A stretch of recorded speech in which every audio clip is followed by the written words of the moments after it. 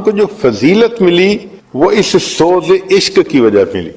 آپ غور فرمائیے کہ فرشتوں میں عبادت کی صلاحیت ہے مگر عشق الہی کی پڑیا ان کے پاس نہیں ہے، یہ فقط انسان کو حاصل ہے۔ انسان کے اندر محبت الہی کا جذبہ، ولولہ، درد محبت ہوتی ہے، یہ اللہ کے لیے اداس ہوتا ہے، اللہ کے نام پر سب کچھ قربان کرنے کے لیے تیار ہوتا ہے۔ یہ صفت اللہ نے فقط انسان کو عطا فرمائی، فرشتوں میں یہ صفت نہیں ہے۔ وہ تو فرما بردار بندے ہیں، لا یعصون اللہ ما امرہم ویفعلون ما یؤمرون، روبوٹ جیسے کام کر رہے ہوتے ہیں، اللہ کے حکم پر وہ کام میں لگے ہوئے ہوتے ہیں۔ یہ محبت کا جذبہ، عشق کا جذبہ، یہ اللہ نے فقط انسان کو عطا فرمایا۔ چنانچہ یہ محبت ایک وجدانی کیفیت ہے۔ ہر انسان کو اپنی زندگی میں عشق سے واسطہ پڑتا ہے، ہر انسان کو اپنی زندگی میں عشق سے واسطہ پڑتا ہے۔ یہ الگ بات ہے خالق کا ہو یا مخلوق کا ہو۔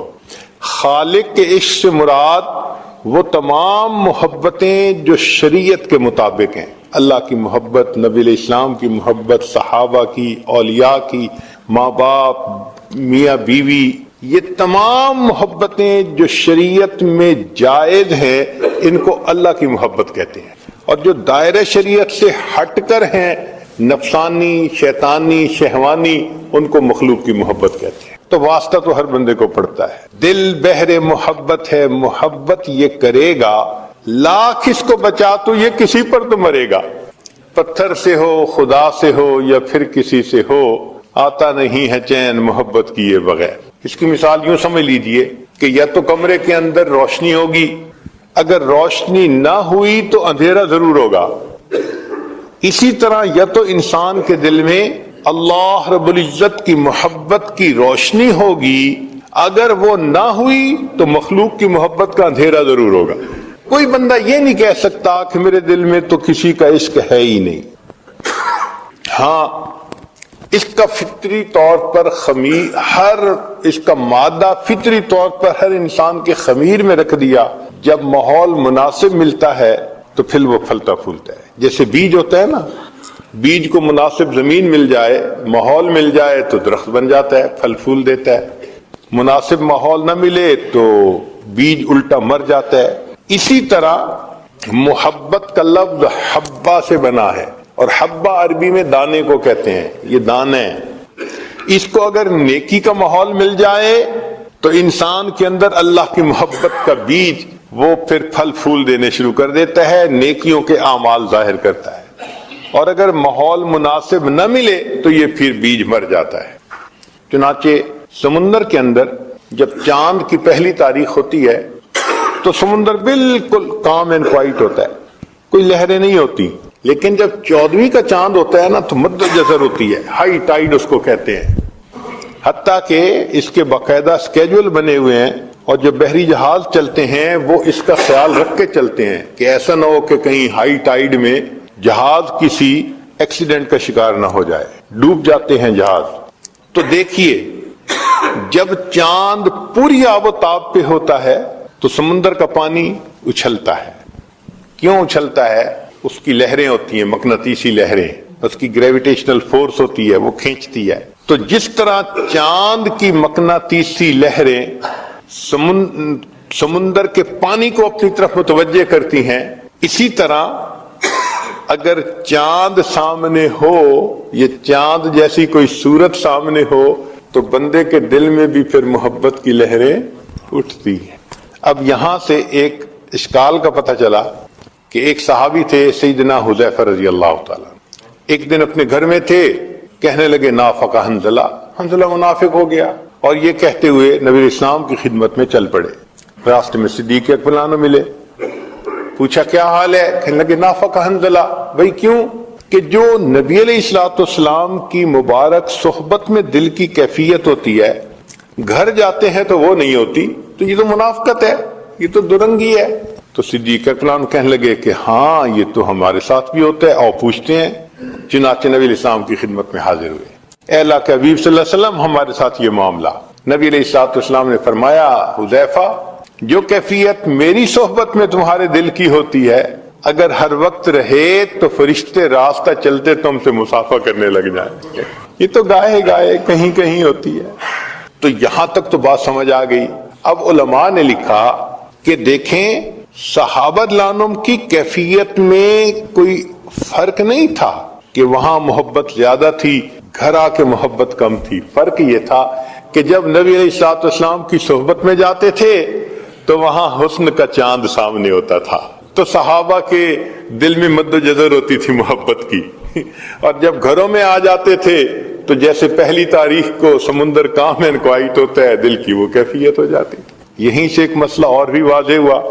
امام شافعی رحمۃ اللہ علیہ فرماتے ہیں الایمان یزید و ینقص، اور امام اعظم ابو حنیفہ رحمۃ اللہ علیہ فرماتے ہیں الایمان لا یزید ولا ینقص. اب دونوں حضرات نے اپنے اپنے دلائل دیے.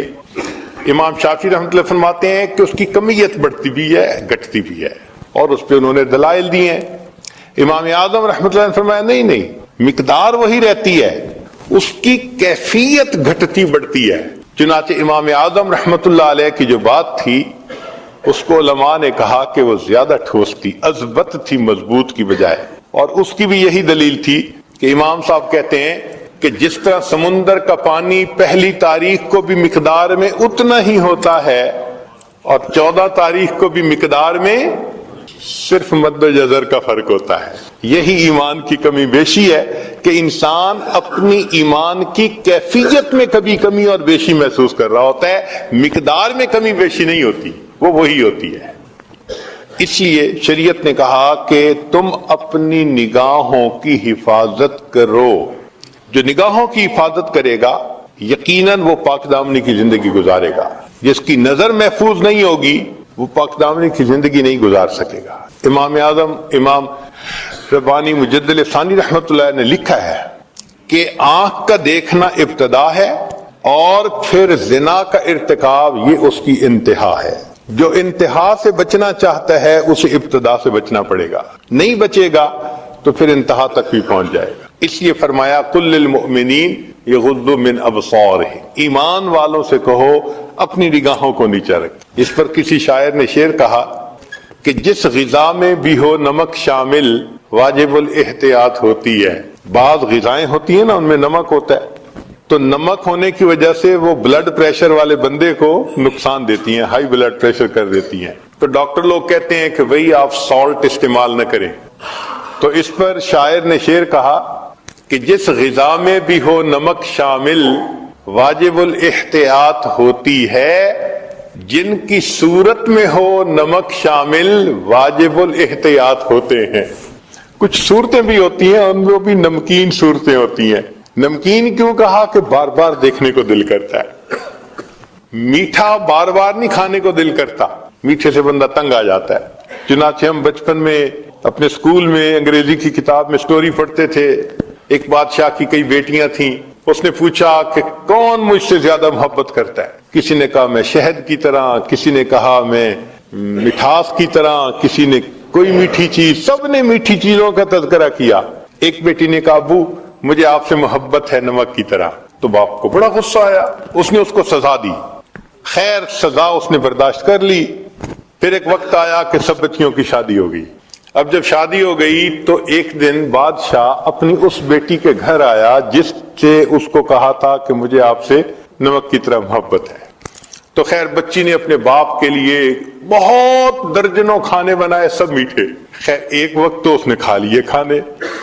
جب دوسری دفعہ پھر میٹھا، وہ تنگ آ گیا، کہنے لگا بیٹی ہر وقت تو میٹھا نہیں کھایا جاتا، نمک کھانے کو دل کرتا ہے.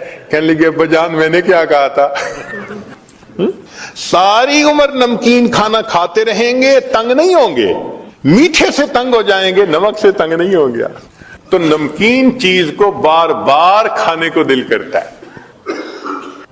اس لیے اس دنیا میں ہر انسان کے دل میں اللہ رب العزت کے ساتھ محبت ہوتی ہے، صرف ماحول ملنے کی بات ہوتی ہے. آپ دیکھیں کوئی بہت ہی گناہ گار انسان ہو، گناہوں میں لتھڑا ہوا، اس کو بھی ذرا نیکی کے ماحول میں آپ لے کے آئیں آپ دیکھیں اس کے اندر اللہ کی محبت کا جذبہ بیدار ہونا شروع ہو جائے. اس لیے نبی علیہ السلام نے فرمایا خیارکم فی الجاہلیت خیارکم فی الاسلام اذا فقہوا، کہ جو تم میں سے بدکاری میں آگے بڑھے ہوئے تھے جاہلیت میں، نیکی پر آئیں گے تم سے آگے بڑھ جائیں گے جب وہ سمجھ پا جائیں گے.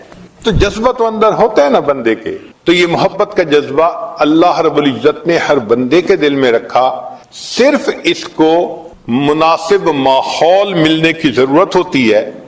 چنانچہ اس کائنات میں جتنا اللہ رب العزت کو چاہا گیا، جتنا اللہ تعالی سے محبت کی گئی، جتنا ٹوٹ کے اللہ سے پیار کیا گیا، جتنا تنہائیوں میں اللہ کو یاد کر کے آنسو بہائے گئے، جتنا راتوں کو اللہ کو پکارا گیا یا اللہ کے لیے انسان اداس ہوا، کوئی دوسری ہستی ایسی نہیں کہ جس سے اتنی محبت کی گئی ہو.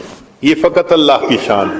ہم ہوئے تم ہوئے کہ میر ہوئے، اس کی زلفوں کے سب اسیر ہوئے. سب اللہ کے چاہنے والے. نداں نما گل خنداں چ رنگ بو دارد، کہ مرغ ہر چمنے گفتگوے او دارد. میں نہیں جانتا کہ اس مسکرانے والے پھول کی رنگ اور خوشبو کیسی ہے کہ باغ کے ہر پرندے کو میں نے اسی پھول کی گفتگو کرتے ہوئے سنا ہے. تو اللہ رب العزت کا بھی یہی معاملہ. جتنے آپ سب حضرات یہاں آئے بیٹھے ہیں، اللہ کی محبت آپ کو کھینچ کے لائی ہے. ہر بندے کے دل میں ہوتی تو ہے نا، ہاں کم یا زیادہ یہ الگ چیز ہے.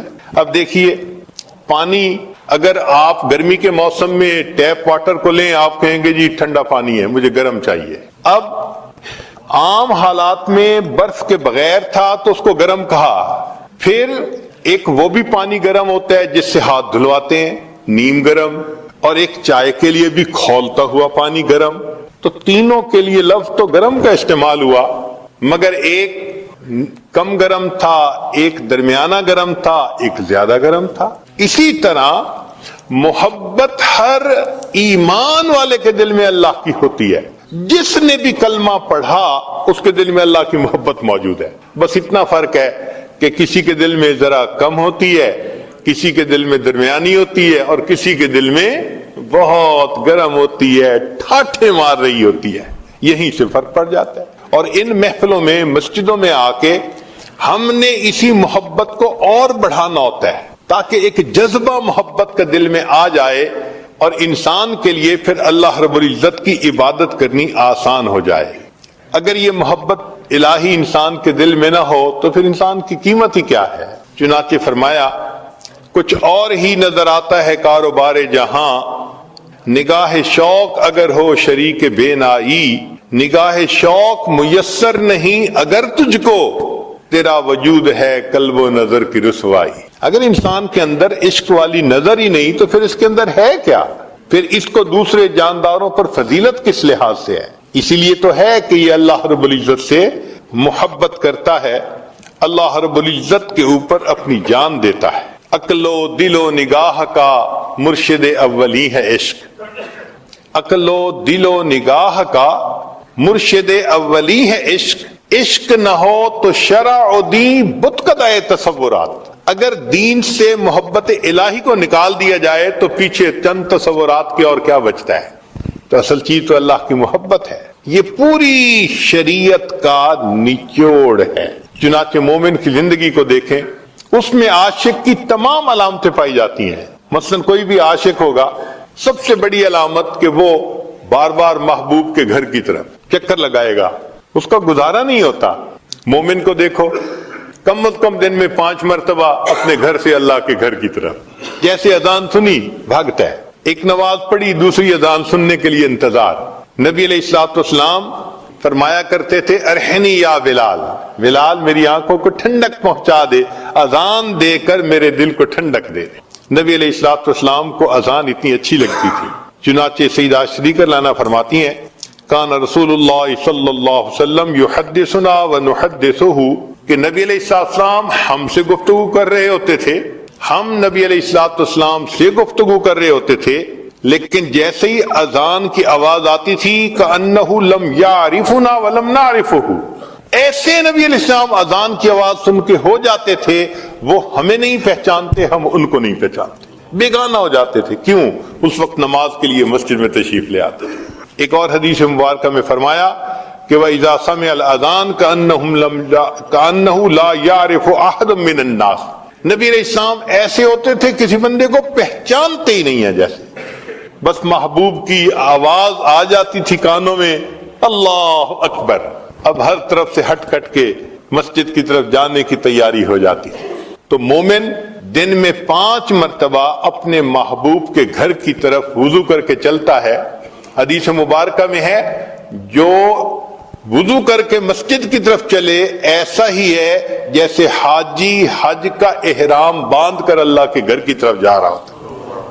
तो देखो चक्कर लगे ना मस्जिद के, और मस्जिद में आके पुरसकून, अल मुमिनु फिल मस्जिद कस्समा के फिल मा, जैसे पानी में मछली पुरसकून हो जाती है, मोमिन मस्जिद में आता है तो इस तरह पुरसकून हो जाता है, क्योंकि महबूब का घर है। यहाँ अल्लाह रब्बुल इज्जत की मोहब्बत का जज्बा पूरा होता है। हमारे अकाबिर नमाज को हाकिम वक्त की बेगार समझ के नहीं पढ़ते थे। हमारे अकाबिर नमाज को हाकिम वक्त की बेगार समझ के नहीं पढ़ते थे, बल्कि सबबे लिकाए यार समझ के पढ़ा करते थे। तो अल्लाह से मुलाकात का जरिया है। आज जिनको ताल्लुक होता है, थोड़ी देर बाद फोन, फिर फोन हटता है, कुछ काम किया ना किया, दोबारा फिर फोन, ये बार बार फोन। कभी फोन को देख रहे होते हैं मैसेज आया कि नहीं आया, कोई मिस्ड कॉल आई कि नहीं आई। तो जिस तरह महबूब के फोन का इंतजार होता है, मोमिन को अल्लाह रब्बुल इज्जत के घर पहुंचने के लिए अजान सुनने का ऐसे इंतजार हुआ करता है। एक नमाज पढ़ते हैं, दूसरी नमाज का इंतजार शुरू हो जाता है, तीसरी नमाज का इंतजार, और जब नमाज पढ़ता है तो वो तो फिर महबूब से हम कलामी और मुलाकात, महबूब का दीदार होता है। इसलिए नमाज में फरमाया अन तअबुदल्लाह कअन्नका तराह फइल्लम तकुन तराहु फइन्नहु यराक, कि अव्वल तो नमाज ऐसे पढ़ो जैसे तुम अल्लाह को देखते हो। ये कैफियत हासिल नहीं तो कम से कम ऐसे पढ़ो जैसे वो तुम्हें देख रहा है। तो भाई महबूब के सामने तो है ना। तो दिन में 5 दफा मशक करवाई कि जैसे महबूब के सामने हम महबूब को देख रहे हैं, महबूब हमें देख रहे हैं। 5 मर्तबा इस मशक को करके भी इंसान का दिल नहीं भरता। दिल चाहता है कि और ज्यादा के लिए फिर वो नफलों को बहाना बना लेते हैं। चुनाचे कभी तहियतुल वुजू, तहियतुल मस्जिद, कभी इशराक, कभी सलातुल दुहा, कभी अवाबीन, कभी तहज्जुद। ये तमाम नवाफिल असल में मोहब्बत के उस जज्बे को पूरा करने का जरिया होते हैं। हम लोग नवाफिल पढ़ते हैं सवाब की वजह से। भाई इशराक पढ़ लो, 1 हज 1 उम्रे का सवाब मिलेगा, तो हम तो सवाब की खातिर पढ़ते हैं। लेकिन जो अल्लाह वाले होते हैं वो सिर्फ सवाब को सामने नहीं रखते, वो तो अल्लाह की मोहब्बत में डूब के उसकी इबादत कर रहे होते हैं। किसी ने क्या अच्छी बात कही, बंदगी से हमें तो मतलब है, बंदगी से हमें तो मतलब है, हम सवाब व अजाब क्या जाने, किसमें कितना सवाब मिलता है, इश्क वाले हिसाब क्या जाने। मोहब्बत वालों को क्या पता क्या सवाब कितना होता है, वो तो अल्लाह की मोहब्बत में पढ़ रहे होते हैं। हजरत शेख अब्दुल वाहिद रहमतुल्लाह अलैह के सामने तज़किरा हुआ कि जन्नत में नमाज नहीं होगी, वो रोने लग गए। हजरत रो क्यों रहे हैं? फरमाने लगे अगर जन्नत में नमाज नहीं होगी तो मजा ही क्या आएगा। कितना मजा आता होगा कि फरमाते हैं कि जन्नत में नमाज नहीं होगी तो जन्नत में मजा ही क्या आएगा। मुफ्ती हसन गंगोही रहमतुल्लाह अलैह लंबा सजदा करते थे। किसी ने कहा कि हजरत इतना लंबा सजदा, तो मान लेंगे जब मैं सजदा करता हूं मेरी कैफियत ऐसी होती है, मैंने अपने आका के कदमों पे सर रख दिया, मेरा सर उठाने को दिल नहीं चाहता। अल्लाह अकबर कबीरा। तो जिनको नमाज की कैफियत हासिल होती है वो फिर नमाज को बहाना बनाते हैं अल्लाह रब्बुल इज्जत से मुलाकात का। हजरत हाजी साहब के सामने किसी नौजवान ने जन्नत के तज़किरे शुरू किए और हूरों को सूर की बातें की। खामोशी से सुनते रहे। जब सब बातें सुन ली तो आखिर पे फरमाने लगे अगर क़यामत के दिन मुझ पर अल्लाह का फजल हो गया तो मैं तो अर्ज करूंगा अल्लाह मुझे अपने अर्श के नीचे मुसल्ले की जगह अता फरमा दीजिए, मुसल्ले की जगह अता फरमा। नमाज में ऐसा मजा मिलता है उन लोगों को।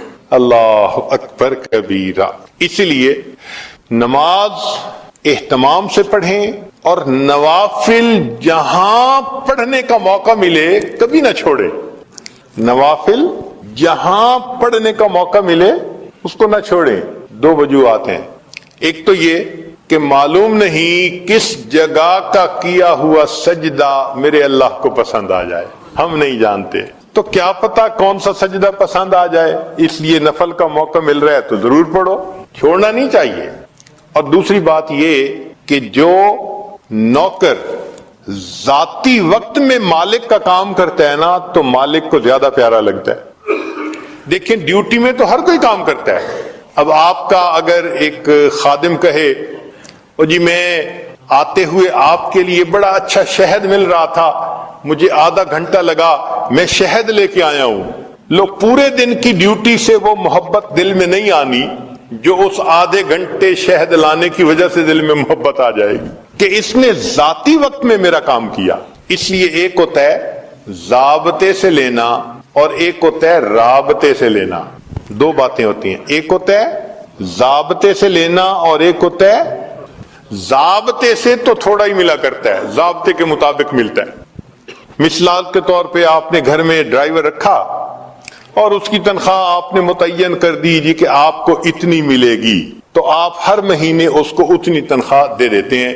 ایک دن آپ نے دیکھا کہ وہ ڈرائیور بڑا پریشان, تو آپ پوچھتے ہیں کیا ہوا؟ وہ کہتے ہیں میں بہت پریشان ہوں, بیٹی کی شادی ہے, تاریخ قریب آ گئی, میں غریب آدمی ہوں, کچھ بنا نہیں سکا, اب سمجھ نہیں آ رہی کہ میں بیٹی کے ہاتھ کیسے پیلے کروں, کیسے اس کو رخصت کروں. اب اس نے 2 منٹ آپ کے ساتھ اپنا رابطہ کیا تو پہلے ہر مہینے آپ اس کو 1000 پاؤنڈ دیتے تھے بالفرض, اب آپ اس کو ماشاءاللہ 5000 پاؤنڈ دے دیں گے. اچھا بھائی جاؤ بیٹی کی شادی کرو. اب 2-4 منٹ کی قیمت 5000 پاؤنڈ تو نہیں ہے نا, لیکن کیوں اس کو دے دیا؟ اس نے رابطہ کیا. تو رابطے سے جو ملتا ہے وہ بہت زیادہ ہوتا ہے. اب ایک مسئلہ یہاں سے اور سمجھ بھی آ گیا. بعض اوقات کہتے ہیں کہ جی 2 نفل اشراق کے پڑھنے سے ایک حج اور ایک عمرے کا ثواب. او جی حج پہ تو بڑا وقت لگتا ہے, پیسہ لگتا ہے, فرض ہوتا ہے, تو حج اور عمرے کا ثواب 2 نفل پہ. جی ہاں, یہ ضابطے سے نہیں وہ بندہ لے رہا, یہ بندہ رابطے سے اللہ سے لے رہا ہے. ذاتی وقت ہے نا اس کا, کوئی فرض تو نہیں ہے نا اشراق کی نماز پڑھنا.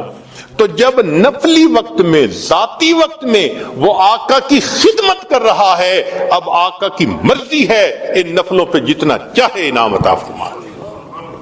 تو نفلوں کو نہیں چھوڑنا چاہیے, جہاں موقع ملے ضرور پڑھیں, کیا پتا کس جگہ کا سجدہ میرے اللہ کو پسند آ جائے.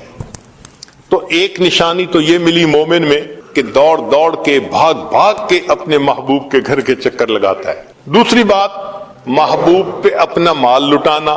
دنیا داروں کو دیکھا, کہیں تعلق ہوتا ہے تو گفٹ بھیجے جا رہے ہیں, دیے جا رہے ہیں, اور مال لٹایا جا رہا ہے, شاپنگ کروائی جا رہی ہے. تو مومن کو دیکھو, اللہ کے حکم پہ زکوٰۃ بھی دے رہا ہے, صدقات بھی دے رہا ہے, اللہ کے راستے میں مال لٹا رہا ہوتا ہے نا, دے رہا ہوتا ہے نا اللہ کے راستے میں. تو مومن بھی اللہ کے نام پہ اپنا مال لٹاتا ہے.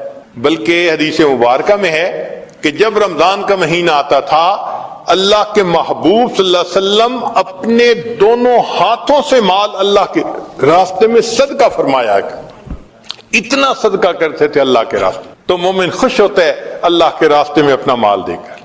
سیدنا ابراہیم علیہ السلام اپنے بکریوں کو چراتے ہوئے آ رہے ہیں, ایک آدمی قریب سے گزرا اور گزرتے ہوئے اس نے یہ پڑھا, سبحان ذی الملک والملکوت, سبحان ذی العزت والعظمت والہیبت والقدرت والکبریاء والجبروت. جب اس نے اللہ کی تعریف اتنے اچھے الفاظ سے کی, ابراہیم علیہ السلام کا دل مچل گیا.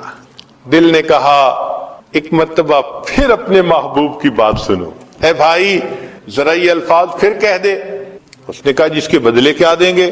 اچھا بھائی آدھا بکریاں کا ریوڑ جو ہے نا وہ آپ کا ہو گیا, یہ الفاظ کہہ دیجئے. اس نے پھر کہہ دیے.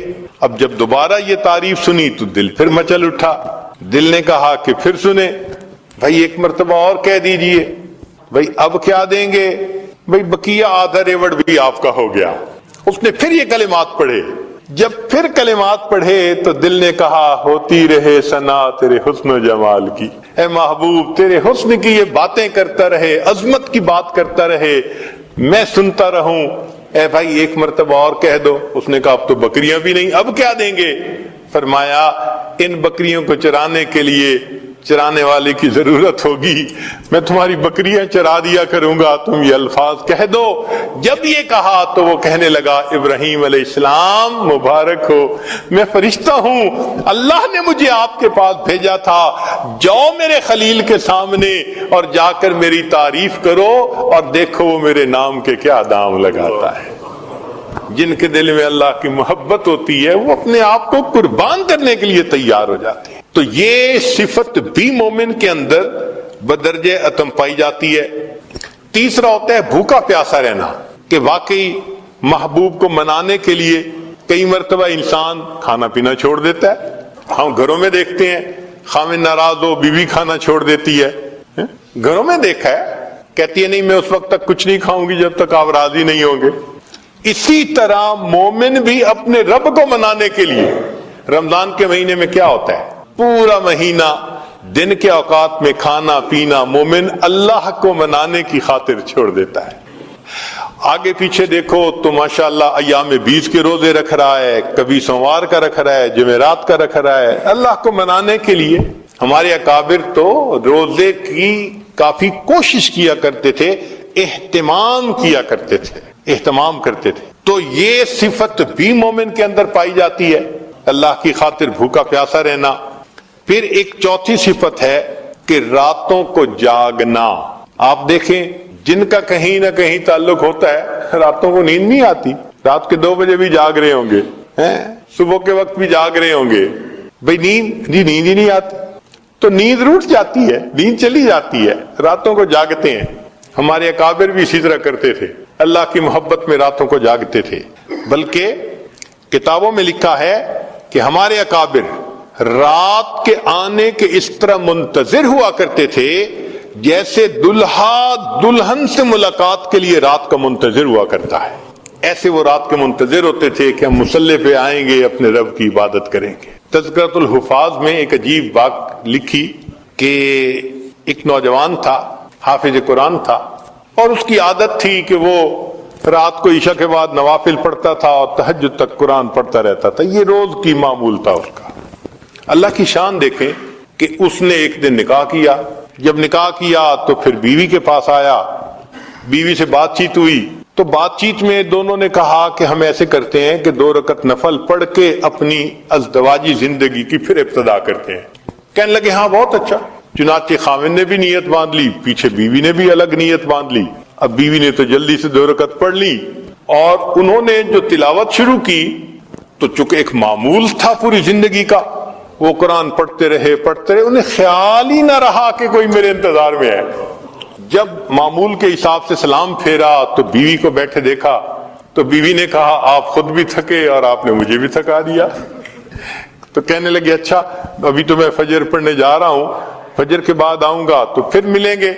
یہ کہہ کے آ گئے, فجر کی نماز پڑھی, فجر میں دوستوں سے ملاقات ہوگی. اب دوست تو پھر یار ہوتے ہیں نا, پوچھتے ہیں. کسی نے کہا سناؤ مہمان کو کیسے پایا, جھوٹ کا تو زمانہ نہیں تھا کہ جھوٹ بول کے کچھ کہہ دیتے. تو انہوں نے بتا دیا ابھی ملاقات نہیں ہوئی. تو کسی نے کہا تو کیسا مرد ہے, پہلی رات کہتے ہیں کہ بیوی سے ملاقات ہی نہیں ہوئی. تو جب انہوں نے تانا دیا تب اس نوجوان نے کہا کہ اللہ کی قسم میں نے 2 رکعت کی نیت باندھی تھی, قرآن کی لذت نے مجھے بات ہی بھلا دی کہ بیوی میرے انتظار میں بیٹھی. تو اللہ والے بھی اللہ کی خاطر راتوں کو جاگتے ہیں. مجھ کو نہ اپنا ہوش نہ دنیا کا ہوش ہے, بیٹھا ہوں مست ہو کے تمہارے جمال میں, تاروں سے پوچھ لو میری روداد زندگی, راتوں کو جاگتا ہوں تمہارے خیال. اللہ کی یاد میں راتوں کو جاگ رہے ہوتے ہیں. اللہ کے حبیب صلی اللہ علیہ وسلم بھی راتوں کو اسی طرح جاگتے. سیدہ صدیقہ لانا فرماتی ہیں کہ نبی علیہ الصلوۃ والسلام تشریف لائے, میرے پاس لیٹ گئے, کچھ دیر بعد فرمانے کہ زرینی اے عائشہ چھوڑ میں اپنے رب کی عبادت کرتا ہوں. پھر اللہ کے حبیب صلی اللہ علیہ وسلم مصلی پہ آئے, پھر اتنا روئے کہ آپ کے آنسو کے ٹپکنے کی آوازیں مجھے ایسے لگ رہی تھی جیسے بارش کے قطروں کی گرنے کی آواز ہوتی ہے. سیدنا ابن عمر رضی اللہ تعالیٰ عنہ کے گھر ایک مرتبہ نبی علیہ الصلوۃ والسلام بھی تشریف لائے اور سیدہ حفصہ رضی اللہ تعالیٰ عنہا بھی تھی، ان کی بہن عمر لانو کی بیٹی۔ کھانا کھایا، دیر ہو گئی، ابن عمر لانو نے آفر کر دی، اے اللہ کے نبی وسلم یہیں آرام فرما لیجئے، تو نبی علیہ السلام وہیں آرام فرمانے لگے کمرے میں۔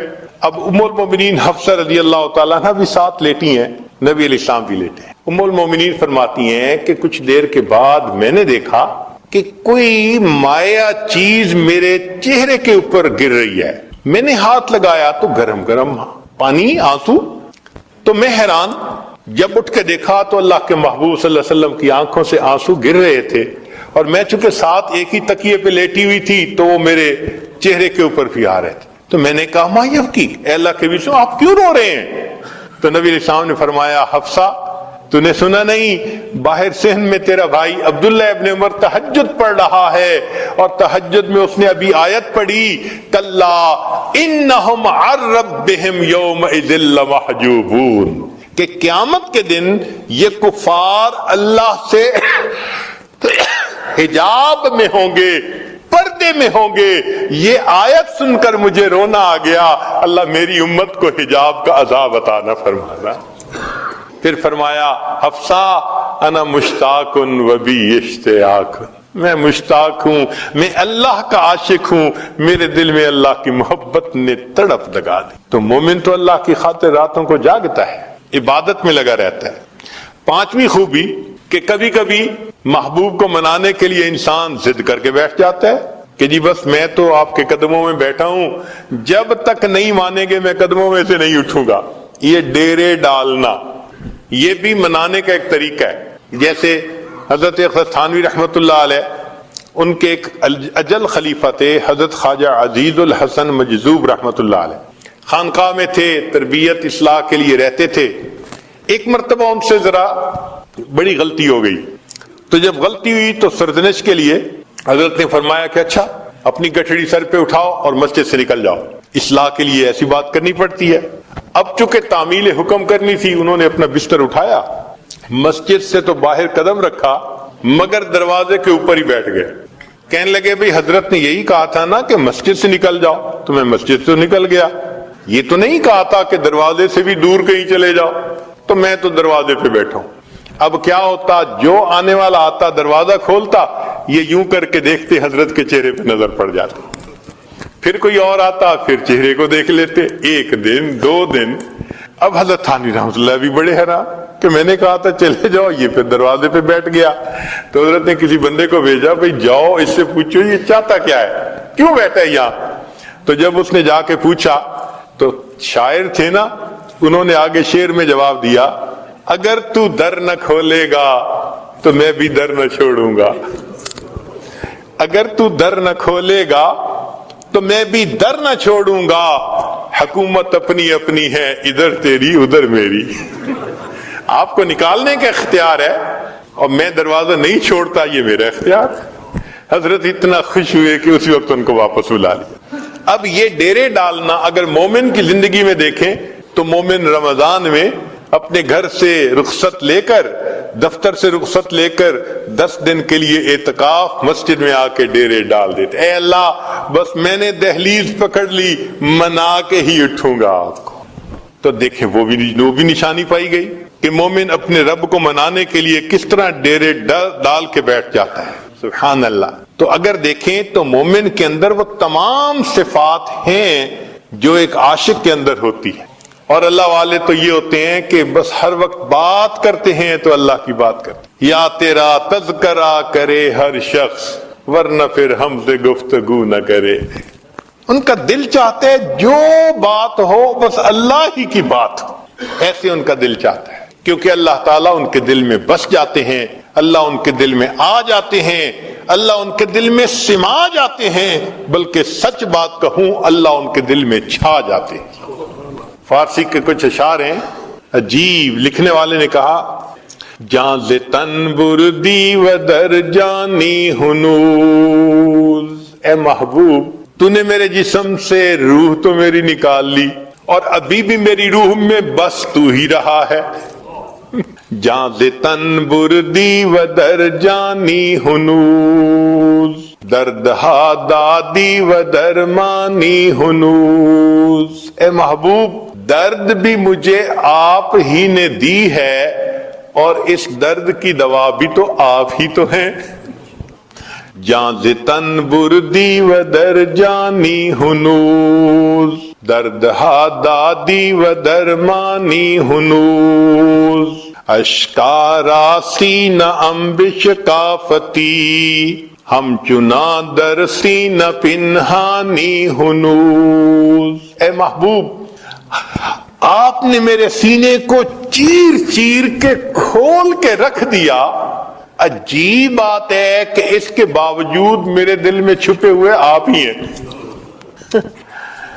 اشکارا سینہ انبش کافتی، ہم چنا در سینہ پنہانی ہنوز، ملک دل کر دی خراب از تیغ ناز۔ اے محبوب آپ نے ناز کی تلوار سے میرے دل کو تو والا کر کے رکھ دیا، نہ کوئی دنیا کی خواہش چھوڑی نہ کوئی آخرت کی خواہش چھوڑی، ہر تمنا دل سے رخصت ہو گئی۔ آپ نے ناز کی تلوار سے میری ہر تمنا کو میرے دل سے نکال دیا، مگر عجیب بات ہے اندری ویران سلطانی ہنوز، ہر تمنا کو رخصت کر دیا اور اس ویرانے میں بھی ابھی حکومت ہے تو آپ ہی کی ہے۔ عجیب سبحان، جاں ز تن بردی و در جانی ہنوز، دردہا دادی و درمانی ہنوز، اشکارا سینہ انبش کافتی، ہم چنا در سینہ پنہانی ہنوز، ملک دل کر دی خراب از تیغ ناز، اندری ویران سلطانی ہنوز۔ اور آخری شعر تو بڑا ہی عجیب ہے، کہتے ہیں قیمت خود ہر دو عالم گفتائی، اے محبوب آپ نے اپنی قیمت دو عالم لگائی ہے کہ میری خاطر دنیا اور آخرت دونوں کی خواہش کو قربان کر دو۔ اے محبوب تو نے اپنی قیمت دنیا آخرت کی خواہش دل سے نکال دینا کہ صرف اللہ کی طلب رہے، ہر طلب دل سے مٹ جائے۔ قیمت خود ہر دو عالم گفتائی، اے محبوب آپ نے اپنی قیمت دو عالم کو قربان دینا کہا ہے، نرخ بالا کن کے ارزانی ہنوز، اے محبوب قیمت بڑھا دیجئے، آپ نے تو بڑا سستا سودا کر لیا، آپ کی خاطر دو جہان قربان کرنے کون سے مشکل کا؟ جن کے دل میں اللہ کی محبت ہوتی ہے یوں اللہ کے لیے قربان ہوتے ہیں۔ مالک ابن دینار رحمت اللہ علیہ فرماتے ہیں گرمی کا موسم، دوپہر کا وقت، شدت کی گرمی تھی، ہر بندہ سائے میں تھا، پرندے درختوں کے پتوں کے سائے میں چھپے بیٹھے تھے، مجھے کسی کام کی خاطر اپنے گھر سے نکلنا پڑ گیا۔ میں جیسے ہی باہر نکلا تو میں نے گلی میں ایک اپاہج کو دیکھا جس کی دونوں ٹانگیں جڑی ہوئی تھیں اور وہ سرینوں کے بل بیٹھا ایسے گھسٹ گھسٹ کے آگے جا رہا تھا۔ جب میں اس کے قریب ہوا تو میں نے دیکھا کہ دھوپ کی وجہ سے اس کی جلد سرخ ہو چکی جیسے جلتی ہے، پسینے میں شرابور جیسے نہایا ہوا ہے اور وہ چلتا جا رہا ہے۔ میں نے سلام کر کے پوچھا کہ تو کہاں جا رہا ہے؟ اس نے کہا کہ میں حج کے سفر پہ جا رہا ہوں۔ میں نے کہا کہ میرے گھر کے اندر آؤ، آرام کر لو، جب شام کو سورج کی گرمی کم ہو جائے گی تم پھر اس وقت سفر کر لینا۔ اس نے کہا مالک ابن دینار آپ تو پاؤں کے ذریعے آرام سے سفر طے کرتے ہیں، میں گھسٹ گھسٹ کے انچ بائی انچ آگے سفر طے کرتا ہوں، وقت زیادہ لگتا ہے، میں راستے میں رکنا نہیں چاہتا، ایسا نہ ہو کہ ادھر ایام حج آ جائیں اور میں ابھی راستے میں پھر رہا ہوں، میں رمان میں کہیں نہیں رکوں گا، منزل پہ پہنچ کے دم لوں گا۔ میں نے کہا نوجوان میرے گھر تو آرام کر لے، میں تیرے لیے سواری کا بندوبست کر دیتا ہوں، گھوڑے کا انتظام کر دوں گا، تو گھوڑے پہ سوار ہو کے جلدی سفر کرنا، ایام حج سے پہلے پہنچ جائے گا۔ یہ بات سن کے اس نے میری طرف دیکھا، مالک ابن دینار میں تو تجھے بڑا عقل مند سمجھتا تھا، کیسی بات تو نے کر دی؟ میں نے پوچھا کیوں؟